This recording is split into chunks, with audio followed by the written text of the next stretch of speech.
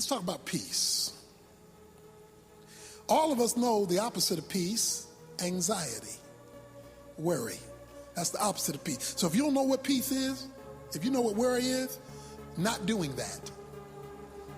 That's peace, okay?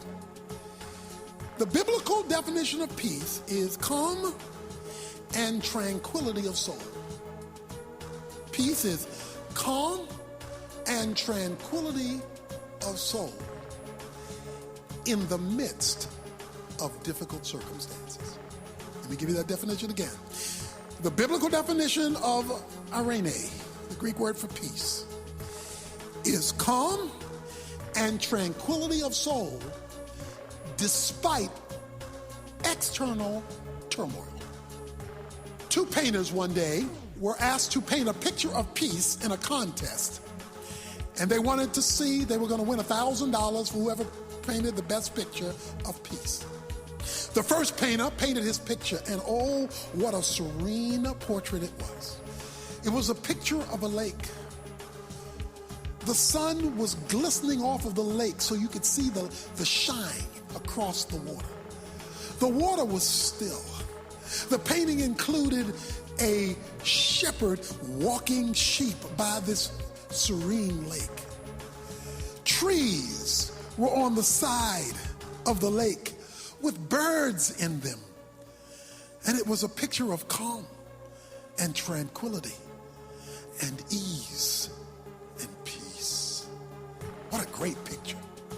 The second gentleman came out with his portrait, and it wasn't like the first one. The sky was pitch black. Lightning was shooting through. The thunder was roaring. The waves on the water were billowing up and down.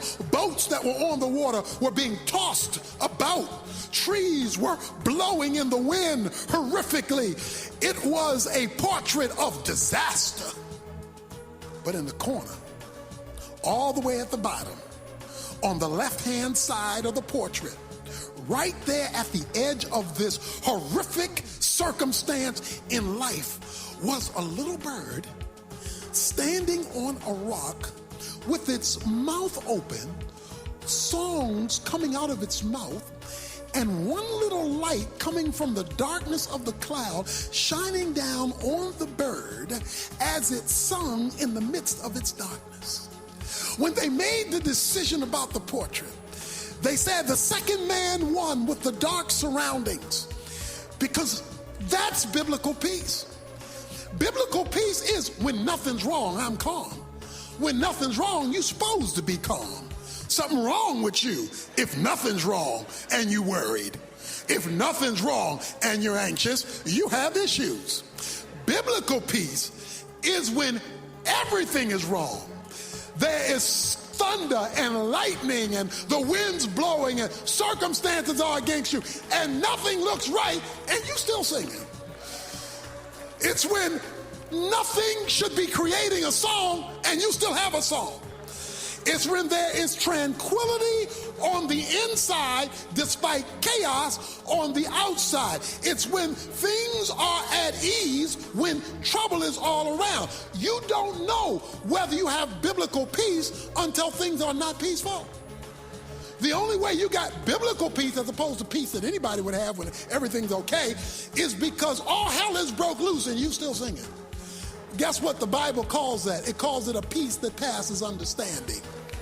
In Philippians chapter 4, he says, the peace that God gives is a peace you don't understand. And the reason you don't understand it is because based on the situation, you shouldn't be peaceful right now. So why am I singing when there is no song? Why am I calm when everything's chaotic? Why can I be stable when everything around me is trouble? Because God has given me a peace that passes understanding. Because I don't even understand why I'm singing right now. So nobody else understands why I'm calm right now. Nobody else understands why when I lost my job I didn't lose my mind. Nobody else understands why when there's no money in the bank, I'm still praising the Lord for his provision.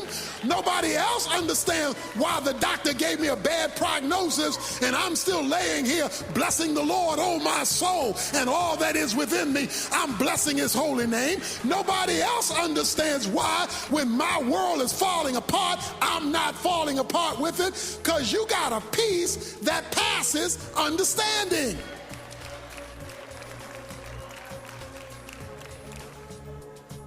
That's peace in the Bible. In fact, so important is this peace, this calm, that Colossians 3 verse 15 says, let the peace of God rule in your heart. Let the peace of God rule in your heart. The Greek word for rule means umpire. Now, why do you need to know that? Because life is full of decisions and choices. Life is full of, do I go this way? Do I go this way? Do I go that way? He says, once you've aligned with truth, you found God's view on a matter.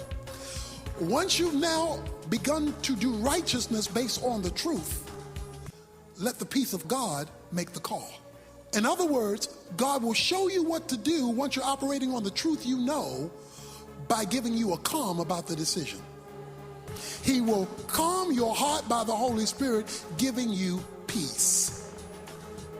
Sometimes you'll look at a situation and all the facts may line up, but you'll say, but I just don't feel right about it. Something not right about this. Something that God hasn't released me. I do not have peace or calm about this thing. You always hold up where there is no peace. Because what he says is, I want your feet, and remember the Greek word is to have, the verb is to have, meaning don't ever take these shoes off. You are to flow in peace once you've picked up truth and righteousness. Peace is to be your flow. Okay, now let me explain something here. If peace is not your normal way of operating, you're out of sync spiritually. Let me say it another way. If worry is your normal way of operating, if worry is your modus operandi, if anxiety is how you roll, you just go from one worry to another, one anxiousness to another, and that's how you roll. You're not wearing your shoes. You're going out with no shoes on. You're supposed to roll with peace, not roll with worry. So the mere fact that worry, now everybody has moments of worry because we still live in our flesh, but I'm talking about what's normative for you.